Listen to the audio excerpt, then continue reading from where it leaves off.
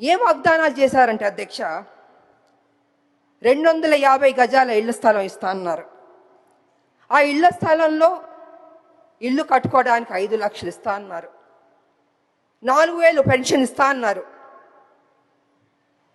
10 లక్షల health insurance ఇస్తా అన్నారు. ఉద్యోగం ఇస్తా అన్నారు. ఇలాగ అనేక వాగ్దానాలు చేశారు అధ్యక్ష.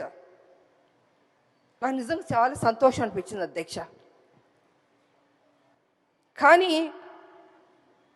ఏమైందంటే అధ్యక్ష, అధికారంలోకి వచ్చింది కాంగ్రెస్, అన్నీ జరిగిపోయినాయి అధ్యక్ష.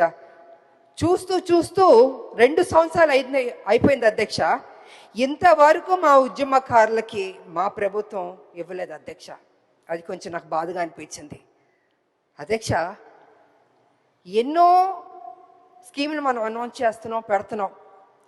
మా ఉద్యమకారులకు ఫస్ట్ ప్రయారిటీ ఇచ్చి చేస్తుంటే, ఏదైతే మనం కదా చెప్పాం ఉద్యమకారులకి ఇల్లు ఇస్తా అన్నాం, పెన్షన్ ఇస్తా అన్నాం, ఆరోగ్యం గురించి హెల్త్ ఇన్సూరెన్స్ ఇస్తా అన్నాం, ఉద్యోగం ఇస్తాను, ఇలా అన్నీ మనమే చెప్పాం కదా అధ్యక్ష.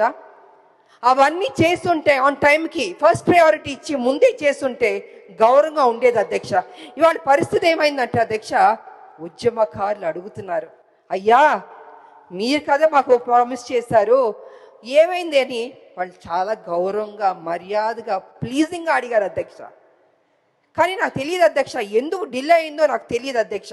ఇవాళ కమిటీ వేస్తానని కూడా అని చెప్పారు. నా ఉద్దేశంలో అయితే అధ్యక్ష, కమిటీ అన్నది కొంచెం డిలే అవుతుంది అధ్యక్ష. ఇప్పటికే 2 ఏళ్ళు అయిపోయింది, 2 ఏళ్ళు పైన అయిపోయింది మా ప్రభుత్వం వచ్చి, కాంగ్రెస్ ప్రభుత్వం.